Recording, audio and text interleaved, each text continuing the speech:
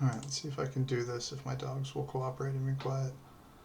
Um, so I put this song out on TikTok a few days ago, and everybody's been so kind in sharing their stories of people and struggle um, that this song has helped them kind of connect with. I thought that I would just do sort of a breakdown of why I wrote it and some personal stuff about um, where some of the things in the song come from to kind of be a little bit more open myself since you guys have been so open with me. So let's get into it.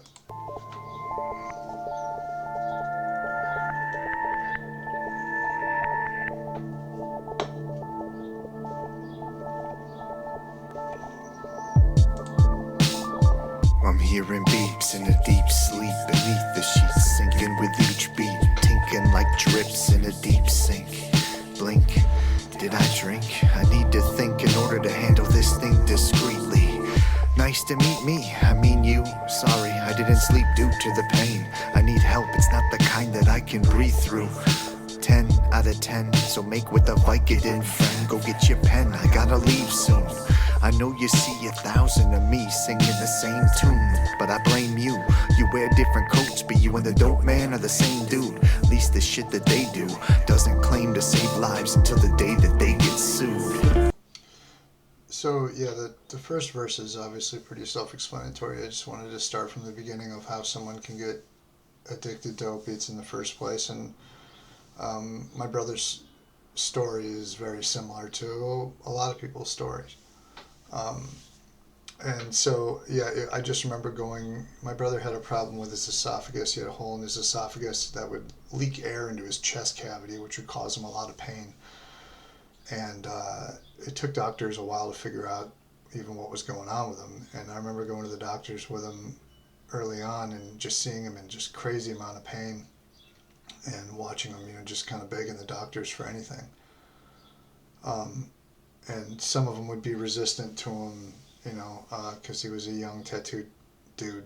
Uh, but it's like, if he went to the hospital, his problem couldn't be solved by ibuprofen. So, but yeah, and then there's this weird switch that happens with doctors where they go from being reluctant to prescribe opiates, and this was back at the beginning of the epidemic, uh, going on like 10 years ago, where they were more free with it. But yeah, they went from being resistant to giving him anything to then just like going way overboard.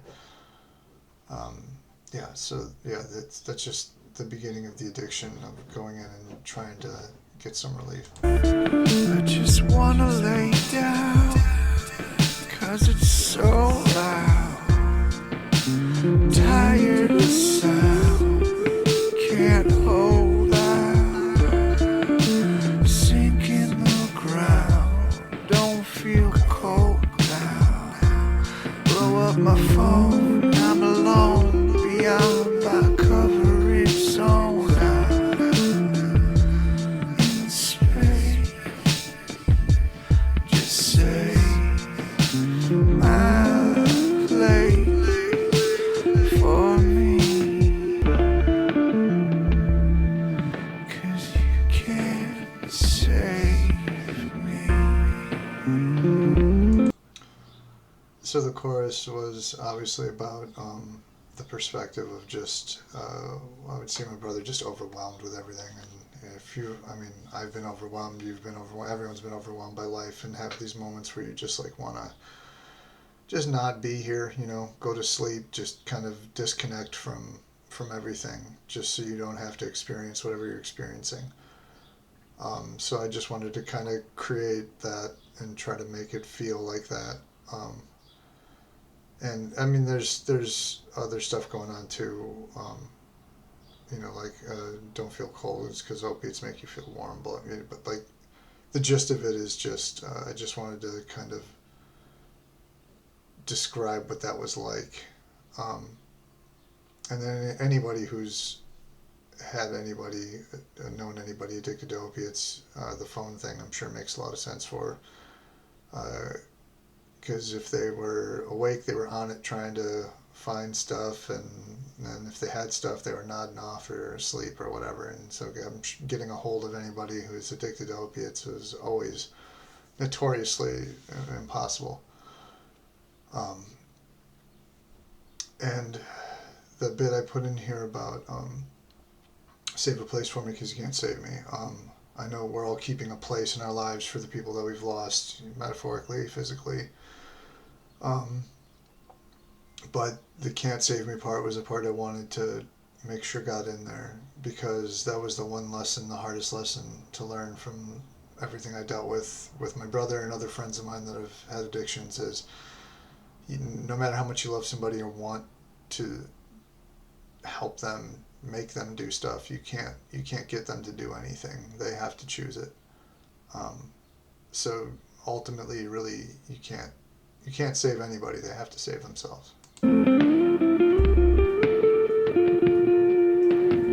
So what's the catch? Like gas to the match. I'm 22 and you're prescribing me a fentanyl patch. Yo, I thought this shit was for people peaking at death, counting their breaths, stressing that there's not much of them left. The next jump to dope is a quick one. I'm sick, son, and all the doctors I used to go to for a fix flipped, and now I get none. So to get some dope, I mean I lean to the brown dust to try and get numb. So that's another specific thing from my life. They were prescribing my brother fentanyl patches in his early 20s, which was wild to me. Even at the time, before fentanyl was in everything and everybody knows about it now, this was when it was still like unknown mostly. And I remember finding out what it was and just being blown away by the fact that he was being prescribed this by like a doctor in his right mind. I mean, that stuff is for end stage disease, dying people to just stay comfortable. I remember my brother describing to me that the patches, he had to be so careful with them because if he tore one, it could kill him. And I was thinking, like, what? Like, if he needs that level of pain medication, he should not be out of the hospital. And here was a doctor just willingly prescribing these things to him. It was madness.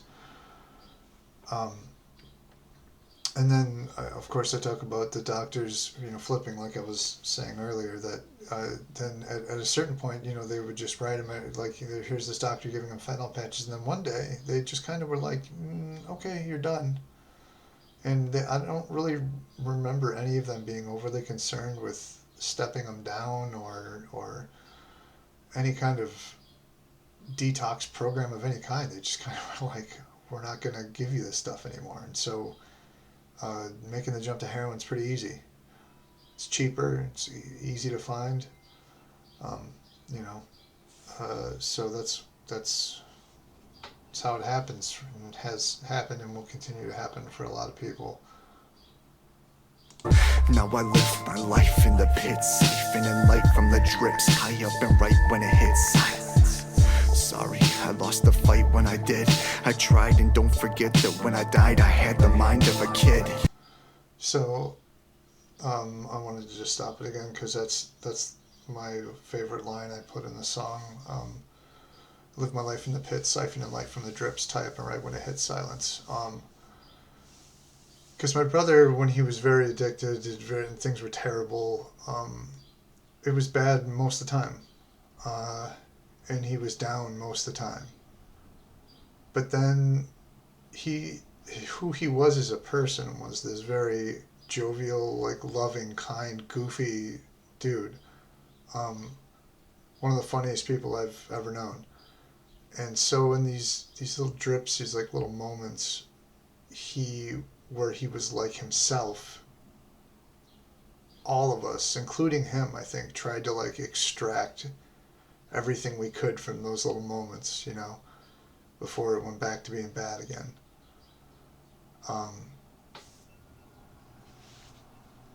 Yeah. Go ahead and judge me from your castle.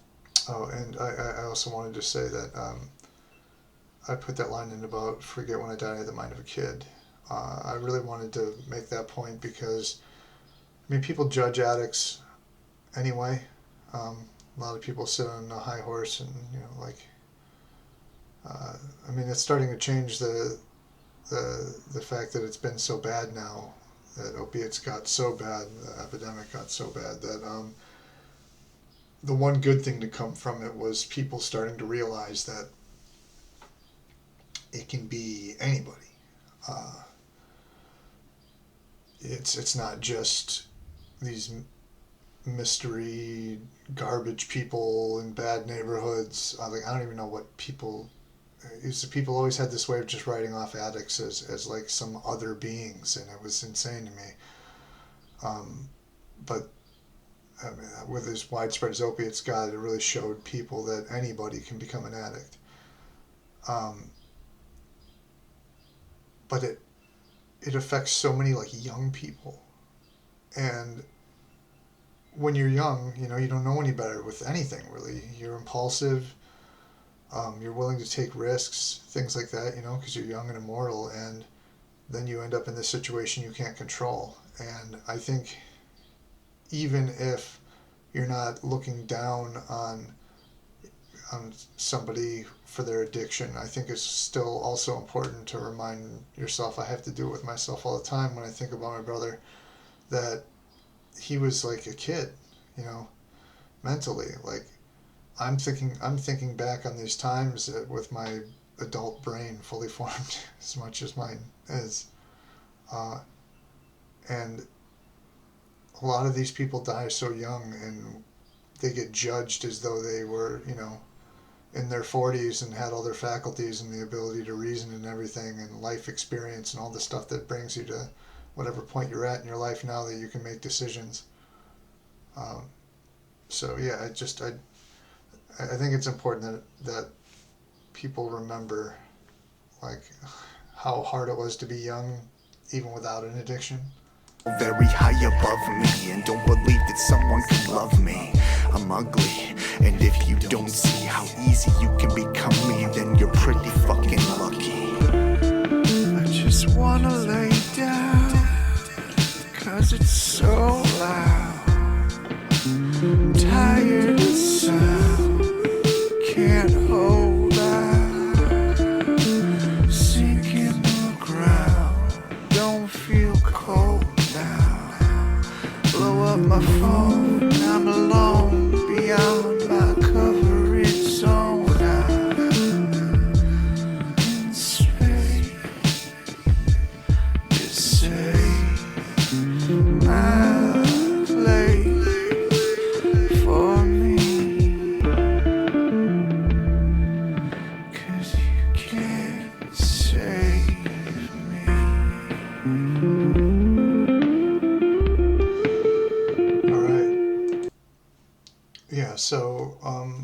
So that's that one. I really appreciate everybody who's been kind about it. It's a difficult song for me to know what to do with or where to put it, or because of the content, and also I wrote the song because it's a slow plodding kind of ambient song because I wanted to fit the theme of being disconnected and yeah.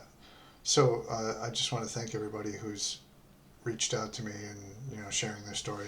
I hope I didn't bring anybody down, but yeah, I think it makes it easier for all of us to hold each other up together, which is why I put this stuff out despite feeling incredibly uncomfortable about the whole situation, and even being here talking on camera makes me very uncomfortable. But yeah. So thank you everybody for listening to this, and if you watch this video to this point, thank you very much. And let me know if you would like to see more stuff like this. I don't know what that means, me breaking stuff down or my own stuff or explaining things or whatever.